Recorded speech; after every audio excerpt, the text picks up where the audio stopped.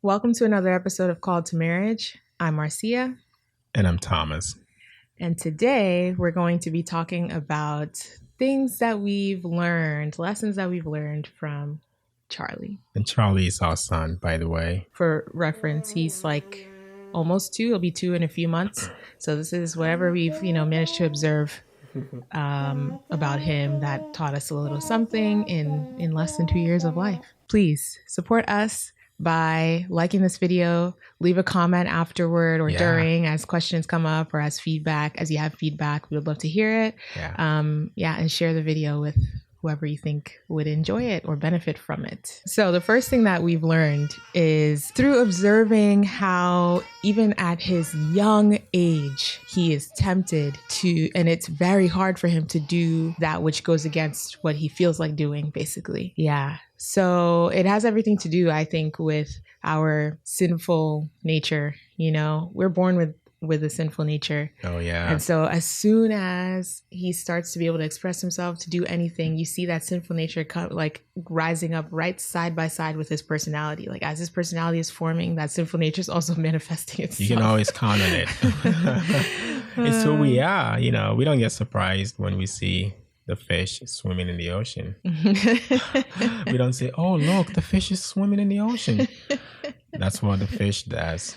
Yeah. So I wish I had thought to pull up that scripture that talks about that, because I know that's, for whatever reason, that's a contentious thing. A lot of people just think babies are so innocent and whatever, but the Bible says that before we're even born, we have that sinful nature. We're born with iniquity, It just was informative for me.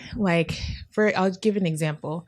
So as soon as Charlie could start digging into the trash, he started digging into the trash, and he would be pulling things out of the trash and then putting things in the trash that don't belong and all kinds of stuff. So we would have to, discipline him about that. And I know that he understood. He understands when you're speaking to him with a stern voice. He understands no or don't do that.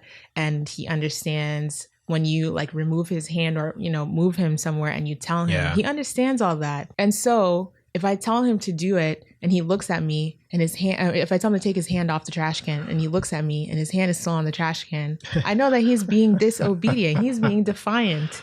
Yes. But boy. I also see something in him that it's like something visceral. It's so hard for him to make the choice to remove his hand from the trash can, to do, to stop doing the thing that he really wants to do. He knows it's wrong. Especially when you tell him to remove his hand. He knows it's wrong. He looks right at you. I don't want to take my hand off the trash can, Yeah. So, he fights through it. You can tell that he's really you can see struggling. The inner turmoil, Yeah, and he's still young. He's still very young, so you can see how he's processing it. It's like he looks at you, and he looks at his hands. He looks at you. It's like, I know what you said, but yeah. And so I know, right? I know that I have, sinful desires and whatever, but it's just so interesting to observe it in such a small child, at such a young age. And honestly, it makes me feel that I need to really be gracious toward myself and understand that this is not something easy. This is not something easy to deal with. This is something that we've been dealing with since less than a year old. It's not. Yes. Yes. Honestly. So it's something you have to have grace for yourself. I'm the kind of person who tends to be really hard on myself. I tend to hold a lot of guilt and everything. So I think we need to handle ourselves with a measure of grace. We know that about our kids. We see them as, in their formative years, they're learning. So we are gracious toward them, but we are not always as gracious toward ourselves or toward other adults. But I think grace is needed. But at the same time that I'm saying that, discipline is also needed. Discipline is so needed. We have to train up our children in the way that they should go. So when I say train, what I mean is being consistent, teaching them over and over again until you see that behavior change, until you see obedience, train them into obedience. So, sorry, I'll leave room for you to talk about it before I go. I think discipline is important. I mean, where would we be without discipline? even in our own lives as adults, we know what we get from life when we act in a disciplined manner. So I think that's very much a part of parenting. Our role, our duty, our responsibility in the life of the child is to bring that balance because they are still learning.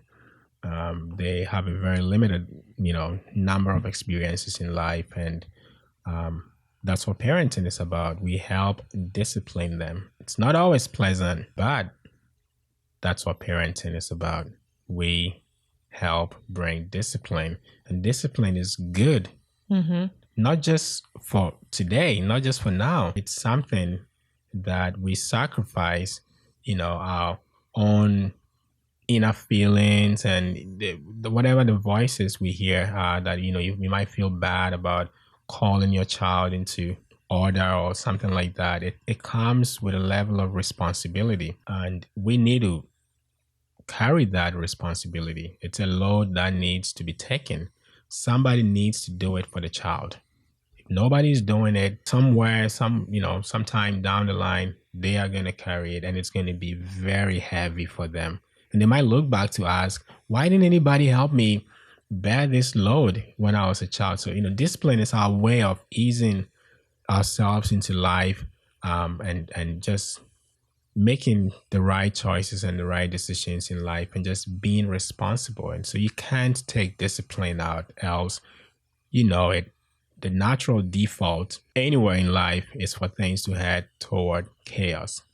So if you did nothing about a thing in your life, it's more likely to decline. It's something we need to bring into parenting. We need to discipline our kids. Well, the reason why I bring it up is not even from a perspective of parenting. I do hope that one day we will have an episode about parenting, but right now I honestly don't even feel super qualified to talk about how to be a good parent or something. I mean, we only have one child and we've only had him for less than 2 years. So, but this is biblical anyway. And this idea of discipline and chastening, it's necessary for a child, and we observe it in Charlie, but it's also necessary for the adult.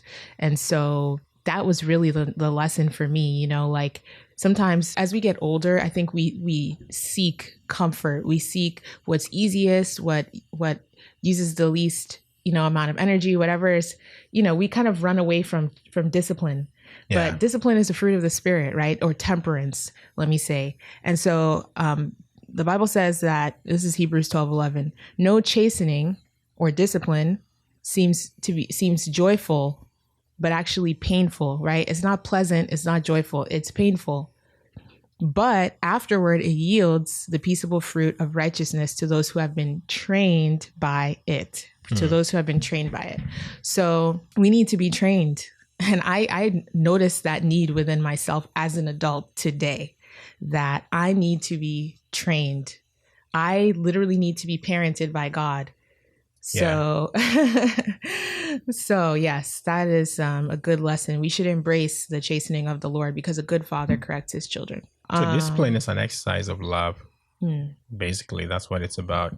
I don't know how you can love your child and not want to discipline them when you have been through life. You've seen where certain things could potentially take them.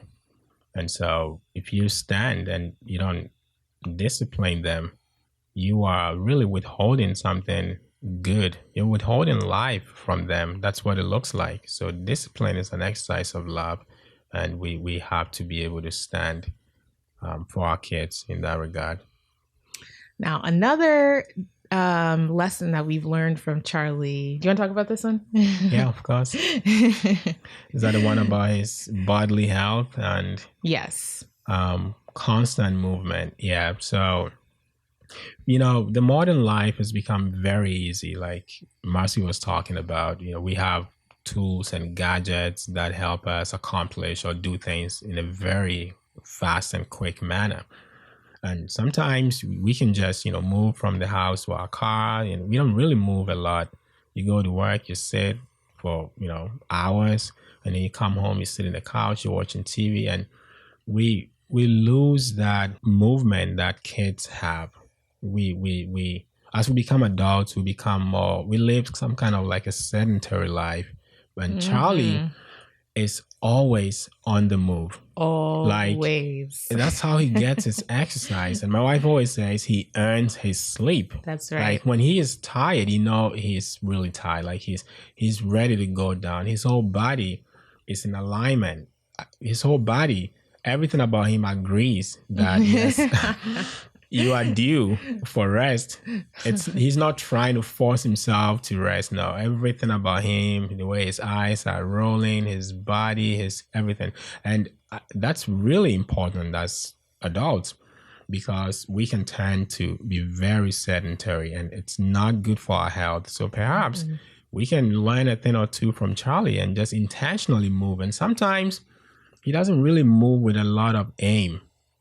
It's not that. Of course, he's running to things, he's doing things, but you can tell that he's just interested in moving. He's not really taking it to any end per se. So he might move, pick this and drop it and go pick something else. He will intentionally squat and get up. Like he's not picking anything up. He's just playing. He's going up, down, up, down, until he's tired. And then he moves on to something else. He walks now.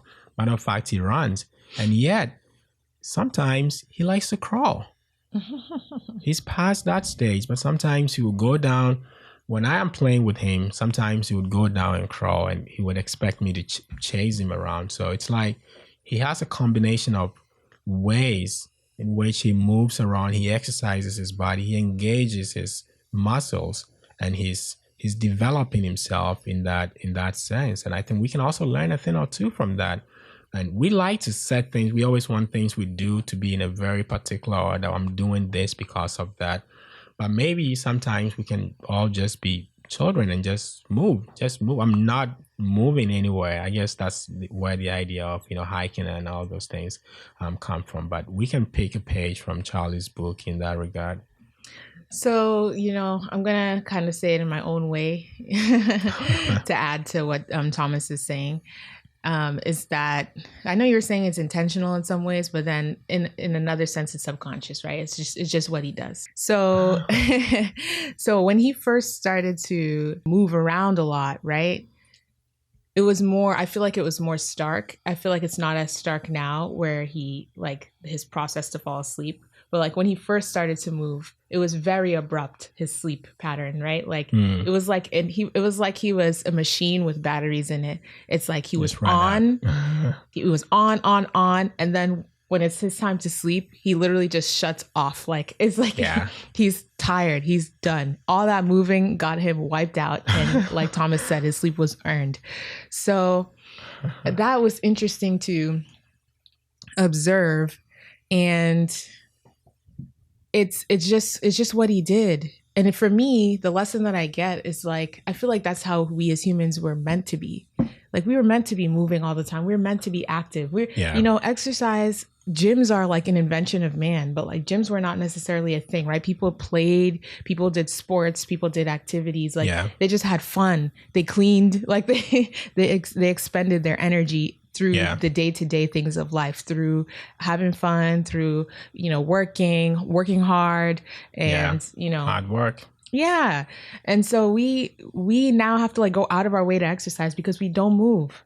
So we need to, I think what I take from him, he would just move around. He still does. He just moves around and he's always moving. And I like to watch him like squat, and he doesn't know it's a squat. He's not thinking like I'm going to do a squat, but like he's doing all these movements. I'm like, wow, like it's just beautiful. Like it's just beautiful to watch his body develop and to watch, him grow stronger through that, through just living, really. Yeah, he really puts his energy to use. Like there's no way Charlie's going to sit down and do nothing. He's just sitting down. Well, although there are times too, he goes into a very pensive state where he's like quiet. That's true. And then we wonder what he's thinking, but it's like, it's not what he does all the time. He's not always laying down. He's not, lethargic. Like he's always on the move. He's very, very active. And I think it's part of his learning process. He's picking this up. He's turning this. He's looking at that. He's bringing you his book. So it's kind of like an amalgamation of several things. But it's just the whole thing is that he's using his energy towards something. And as he's working himself, he's also becoming stronger. And I think that's really important to note that as he's using his energy, he's becoming stronger by the day. So he's getting stronger and stronger and he's using it. So there's like some kind of compound effect in that where he uses more energy, but he also produces more. Mm-hmm. Yeah. And so I hope to, honestly, I hope to do two things. I hope to not only continue to nurture that activity, because I think children are born with it, but over time we allow their, energy to wane. They do less work, they watch more TV, whatever. And so I want to encourage that. I want to, help him to let him go outside and play and whatever. But I also secondarily want to kind of capitalize on his energy for myself. There's another family, I'll just, as an example, the father was saying that his son just wanted to go outside and have a run. And it was his son's idea, but he took it. So now the two of them, they go around. His son's 5 or so. His son's very young, and they go out and they run every morning. So his dad is capitalizing on his son's energy to do something that's healthy for himself. For the son, it comes natural. It's something, he's got all this energy. He wants to do it. Dad is, maybe less excited to do it, but he's doing it. So it's you get all this benefit. You get to have that relationship with your child, but you get to, also be healthy and all that. So I want to actually learn from Charlie how to be more active as he's growing. And I know I'm going to need more energy to keep up with him. I want to kind of embrace the fact that he's a very energetic kid and let that also influence me positively. I definitely benefit from that because, he wants to play with me. He'll come, hit me and run away, and he would expect me to chase him. So he would run into, other rooms and expect me to come look for him and maybe come scare him. And I feel it, after playing with him for about 20 minutes, I feel like, whoa, that's a lot, Charlie. And he's nowhere near tired yet. Yeah. Okay, what's the third thing we've learned from Charlie? Work ethic. Okay, so this is my biggest one. Okay, Charlie's work ethic or ethics, however you want to put it. And it kind of goes hand in hand with what we just talked about his movement, his overall movement, and how active he is. Charlie loves drumming. And it's interesting to, observe him be passionate about something, even at this very early age. He really loves drumming. Whatever he grabs, he's drumming with it. Spoons, forks, whatever he can get, he's drumming. Even with his own fingers, he will drum with it. And he's picking up rhythm. And the way in which he approaches the things he learns. And it's not even just drumming. It's when he learned to crawl, that's all he wanted to do.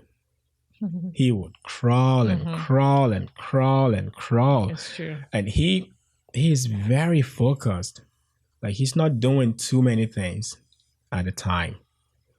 In terms of his learning trajectory, he's always focused on learning one thing and perfecting it, and then he'll move on to the next. So he crawled a lot, and then he walked, and then he was walking and walking and walking. He walked to do anything. He would just walk. And now he's found a new interest in drumming, and he will drum. He wakes up, he eats, and he's on to drumming. He's drumming, he's hitting this, he's grabbing this, grabbing that, chopsticks, whatever he can lay hands on, he's drumming with it. And you can tell that he puts a lot of work into it. And sometimes he breaks away. He will go be on his own and he would just be drumming with no supervision. Nobody's saying, Charlie, go and drum. Let's go and drum. It's almost as though he has a time clock within himself that, I need practice. If I'm going to get good at this, I need time alone to practice this. And sometimes, he has a keyboard, a little piano here. Same thing. Without anybody saying anything, nobody will press a stroke or anything on the piano. He will just go and put in some practice or put in some work. And that is beautiful. His diligence is just outstanding. And you can see the progress he makes. You hum a song, you sing a song, he listens to you carefully. You walk away, and Charlie is singing the songs. Like, Trust me. nobody taught you anything. So I know it's not special to our child alone. I'm sure if you're a parent, it's not unique. So if you're a parent, you probably know what we are talking about. And if you're not paying attention, maybe it's time to start paying attention and learning, and learning some of these things from them. Yeah, because none of these are unique to Charlie. Actually, they're not. Every kid goes through. Yeah, things we learn from children. Yeah, they're being formed, but it's just beautiful to see your child focus on something and become good at what he's learning. And so it makes you question yourself, what am I doing? What am I devoting myself to? And it's a hopeful thing. It means whatever you put your mind to, you can actually become good at it. Even at that age. I mean, at this age, Charlie is showing us that, you know what, Mom, Dad, if you really want to learn anything, just start. I didn't know how to drum, but now I can drum. It's like, it sounds like that, or it looks like that. And it really, projects back to us to also look into our own lives. You want to add anything to that? Yeah, I mean, not so much, but yeah, that's another one where I feel like it was so stark when he was younger because he literally couldn't do anything. Yeah. And then to see how much force, like how much he had to exert himself just to crawl, like just to drag his body. Yeah. But he would be so focused that if he wanted to reach for something, he would be so focused until he could reach that thing, Yeah. And the drumming too, and the singing, it's so funny. Like he's in a stage now where he will like go into a room by himself, and he'll just be like rehearsing all the songs that he knows. He'll just sing them one after another, and he'll just be practicing. All the songs he knows. He'll just be practicing his songs. He'll just be humming, and it's just so interesting. And I just enjoy seeing him learn. Yeah, and just be dedicated to to what he's doing. Okay. So the last point that... Yes, the fourth and the last. Yeah, I observe about Charlie, and I actually really admire this about him, and I want this for myself as well, is that he's just full of courage. He's full of courage to try things.